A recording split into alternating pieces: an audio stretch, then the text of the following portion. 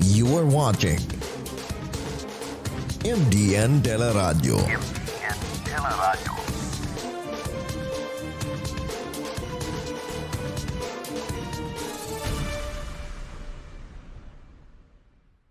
The views and opinions in this video are those of the anchor, the program host, and its guests do not necessarily reflect the views of MDN Teleradio. Furthermore, the assumptions, views, opinions, and insinuations made by the administrators through the programs and the comments do not reflect of the management of MDN Teleradio, Mindanao Daily News, and the page itself.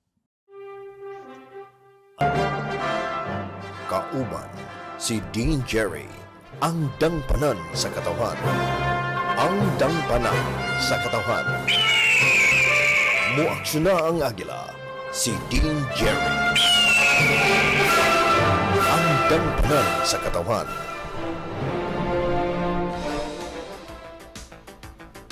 Good afternoon, good afternoon, good afternoon. It's August 28, 2020, Fiesta sa Dakbayan sa Cagayan de Oro. Viva Senior San Agustin. Mayong hapon, good afternoon to all our viewers, our listeners. This afternoon, we are live over our Facebook. And of course, medyo daghan ta o giskutanan karon kabahin sa atong forensic science unsa ba kini niya siya. In spite of the celebration of our fiesta, padayon ta maghisgot og mga butang somehow very essential and very important in our society. So medyo maka tinagalog na usab kita karon mga igsoon sa atong mga viewers and listeners here in Cagayan de Oro in Northern Mindanao, because our visitors, our guests this afternoon are all from Luzon, particularly in the city of Pines, in the city of Baguio. But before that, before we will give them time, in a while mga kaibigan, bibigyan muna natin ng backgrounder itong mga bisita natin this afternoon. Our visitors, our guests, which will be discussing to us the different perspectives and context of forensic science. Una po, yung dating dean, the former dean of the University of the Cordilleras in Baguio City, and now he is currently the vice president for research on the same university. Later on, bibigyan natin siya ng pagkakataon to greet our viewers and our listeners. I'm referring to the dean, now the vice president of the University of the Cordilleras for Research, Dr. ARIEL. PUMECHA will be our guest in a while. And of course, he will be joined by the dean also of the University of Baguio. The University of Baguio has also College of Criminology and Forensic Science, and the Dean CHARESMA, LUD AYEN, will be joining us this afternoon together with our visitor, our Dean and Vice President of the University of the Cordillera. So, dalawang university deans po yung kakausapin natin, our guest this afternoon, mga kaibigan. One is from the University of Cordilleras and the University of Baguio.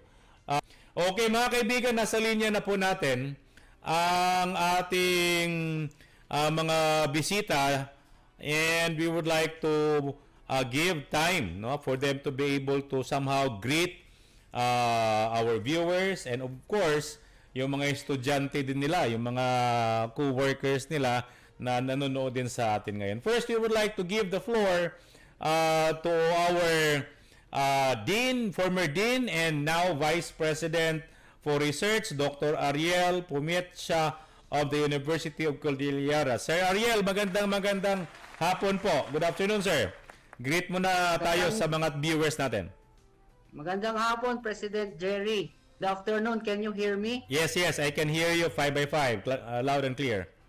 Okay. Thank you very much. Magandang hapon po sa ating lahat, and in behalf na lang kay Dean CHARESMA, from the City of Pines, Baguio City. Mm-mm. Maraming salamat sa for inviting us, Yes. Sir Jerry, for this opportunity also, and we are very much thankful to you. So from the City of Pines, Mhm. together within CHARESMA, nasa kabila lang siya, nasa office po ako, di ko alam kung nasa school din siya, parang Aha. naka-get up ng nasa school, Sir Jerry. So Yes. magandang hapon po Mm. magandang hapon sa ating lahat.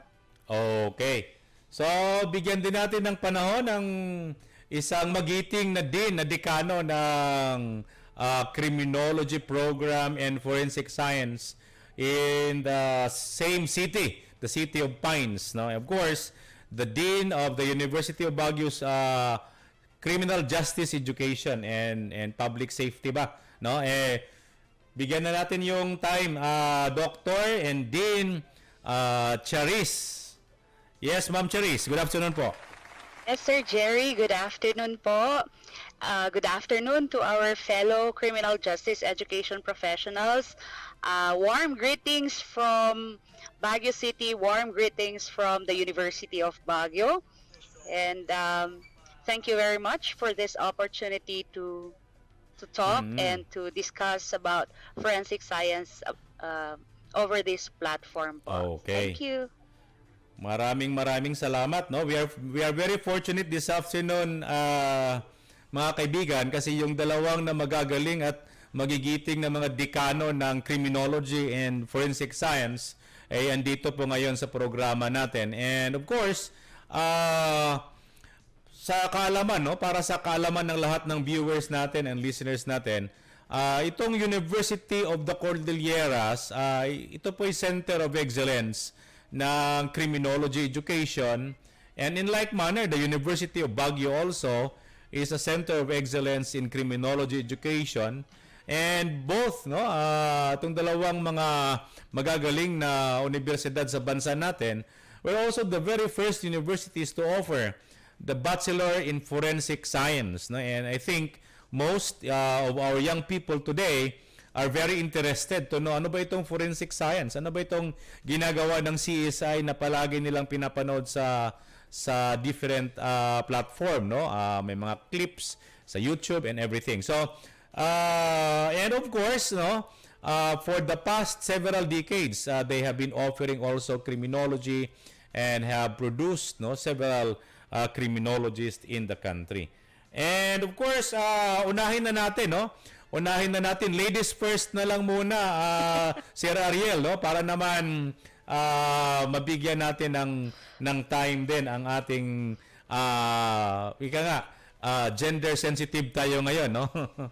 Okay. So, yes, Ma'am Charis, pwede mo ba kaming bigyan siguro ng initially, no? Para naman merong background yung mga viewers and listeners natin ngayon. Pwede mo ba kaming bigyan ng backgrounder? Ano ba itong University of Baguio? Kailan ba ito nagsimula? Ano ba yung mga programs offering ng University of Baguio? Ma'am Charis, please.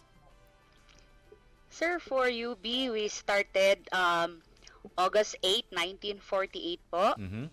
So we existed for 72 years now. And for our criminology program, we started 1967. Wow. So we are the shining star of the North. Po.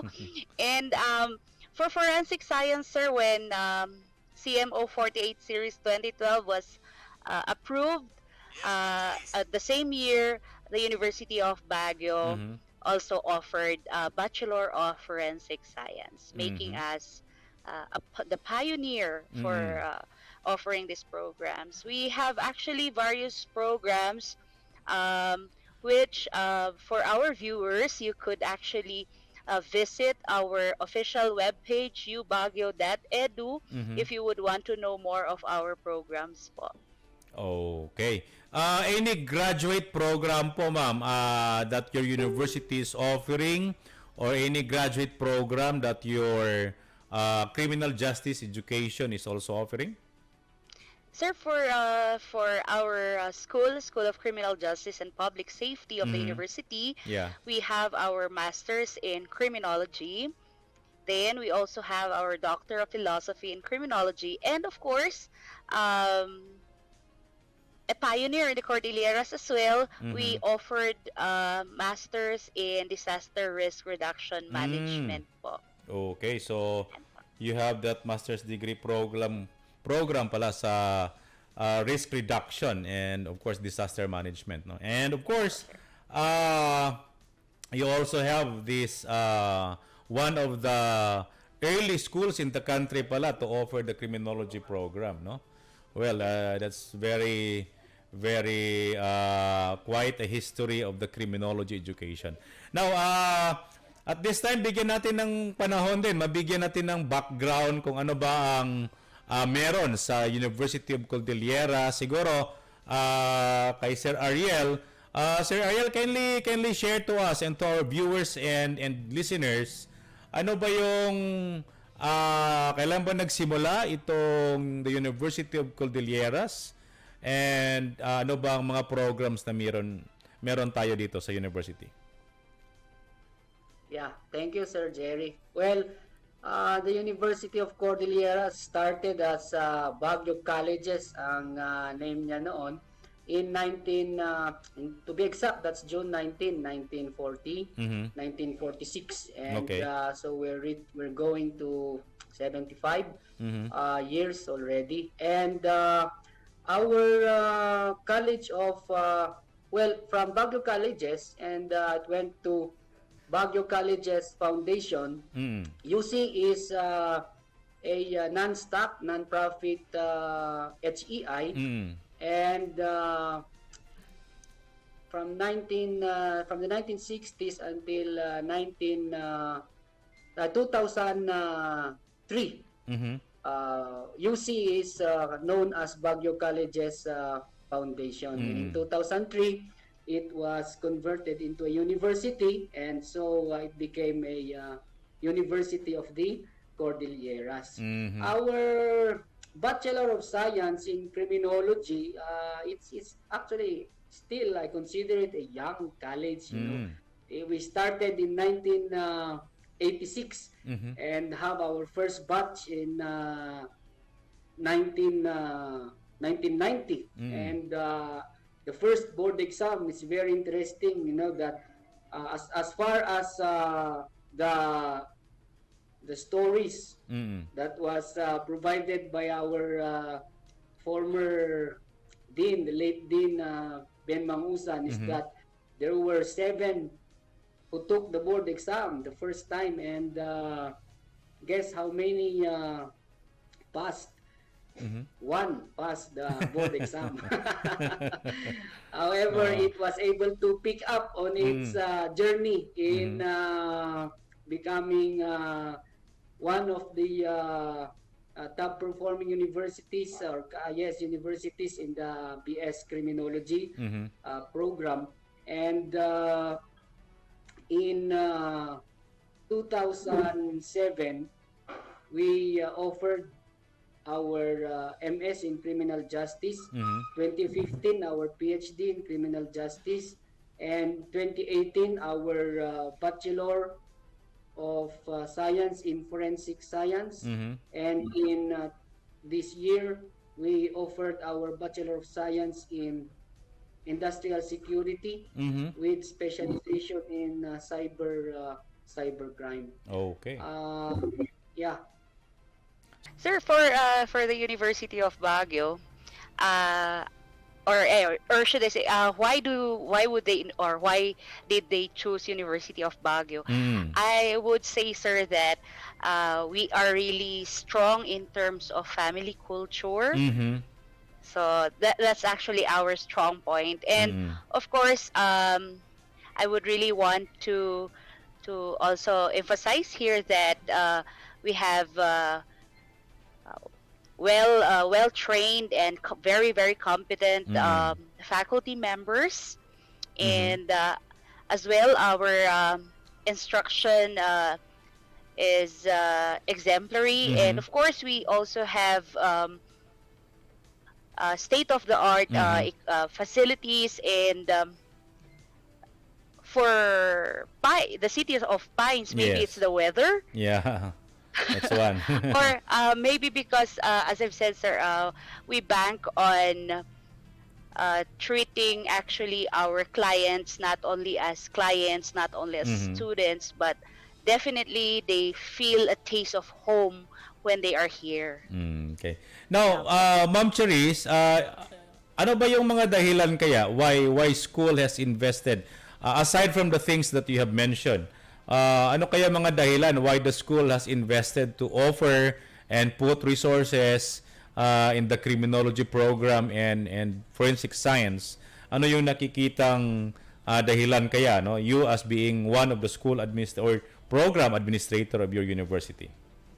Sir, the university invested with criminology and forensic science because of it's a large market, Mhm. for the very reason that employability in terms of being a criminologist or a forensic scientist for that matter Mhm. is really great. So there's Mhm. no issue whether an individual is to be employed or not. So I believe, sir, that the employment rate Mhm. of the graduates is really one of the reason why we are investing on the program. Mhm. And especially with the improvement or the career progression in our law enforcement services right now, Mhm. that becomes already something that would really catch the attention and something that would really persuade Mhm. our high school graduates to enter the field of criminology or forensic science. Okay. Now, punta naman tayo kay Sir Ariel, no? Sir Ariel, sa nabanggit mo kanina, yung University of the Cordilleras offered criminology program sometime in 1980s, no? In the mid 1980s, 1986 nga, parang yung nabanggit mo, 1986, no? In spite of the fact na yung University of Baguio has offered criminology sometime in 1960s, 1967. Anong nakikitang dahilan, sir? No, although I know for the fact that wala pa yung interest mo during that time, 1986. Wala pa yung interest mo sa criminology, but now that you have took over the program and ran the program and maintained the program, ano yung nakikitang dahilan? Why is it that the school, the University of the Cordilleras, as a foundation at that, would invest more in its criminology program and of course itong forensic science program natin? Ano yung nakikita mong dahilan dito, Sir Ariel? Yes, sir. Well, it's very interesting, Sir Jerry, to tell you and to our audience that the motivation and inspiration of the university way back then in offering the criminology program, Mhm. it has a rich history of basis of I guess I need not to mention Yes. everything, but our second generation, if I may say, in the university, those yung mga children of our founders. One of them is Mr. Raydin Salvosa. Mhm. Every time that I got to talk to him, he always mentions that it is really the establishment of the criminology department is really to bring about in our university products that could be of asset in the law enforcement profession. And so from there, we didn't really, they didn't really know whether that would be a good program to offer actually. But in his desire to come up with a program that could at least be able to enhance and the capabilities of the law enforcement agencies also. That's the very basis and foundation of the offering of the program. And so we didn't really know that now, it has been consistent that I guess each school, not only in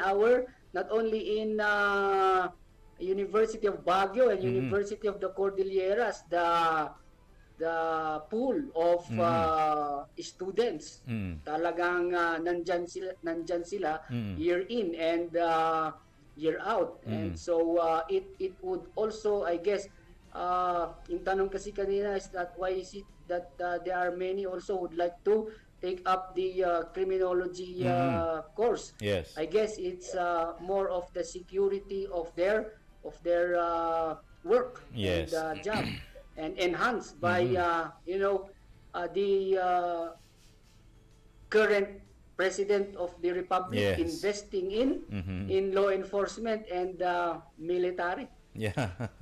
Okay. Now, thank you for that, no, Sir Ariel. Well, sa kaalaman ng ating mga viewers, no, you can send to us your question. Live po tayo sa Facebook. Yung nagmo-monitor sa Facebook, you can ask questions to our guests, no? Kung meron kayong nais iparating na mensahe, you can also load your comment, whatever things that you would like to say to our guest and to the show. Feel free to make use of the comment section in our Facebook Live. And if you also have questions through text, no, you can also text us. Our text line is 0917-9522-191. Ulitin ko po, kung meron kayong i-text na mga tanong, ang text line po natin 0917-9522-191. Kung meron kayong mga tanong. And of course, para naman sa kaalaman ng lahat, no, there was somehow a judgment or an award, no, given by the Philippine National Police to the regional office of the Philippine National Police in the Cordilleras, no, awarded as the most behaved and the most professionalized PNP, no, in the country. And I think this has been attributed to our criminology schools in the area, particularly the University of Baguio and the University of Cordilleras, in helping and shaping and producing the kind of human resource in the PNP, in the Philippine National Police, that our society, our government deserves to have. No? So these are somehow, for me, this is a very laudable development and achievement, not only of the PNP regional office of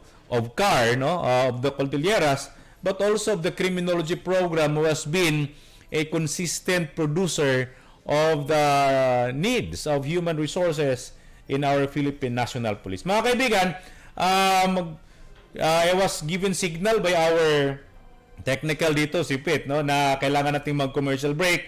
Sa pagbabalik po, pag-uusapan po natin yung ano bang meron sa forensic science, no? Bakit kailangan, or bakit an individual, a young individual, a graduate of senior high school, bakit kailangan niyang pasukin at alamin itong forensic science? Sa pagbabalik po, pag-uusapan natin yung laman, ano bang nasa loob ng isang forensic science as an academic program and a formal education. Stand by, mga kaibigan.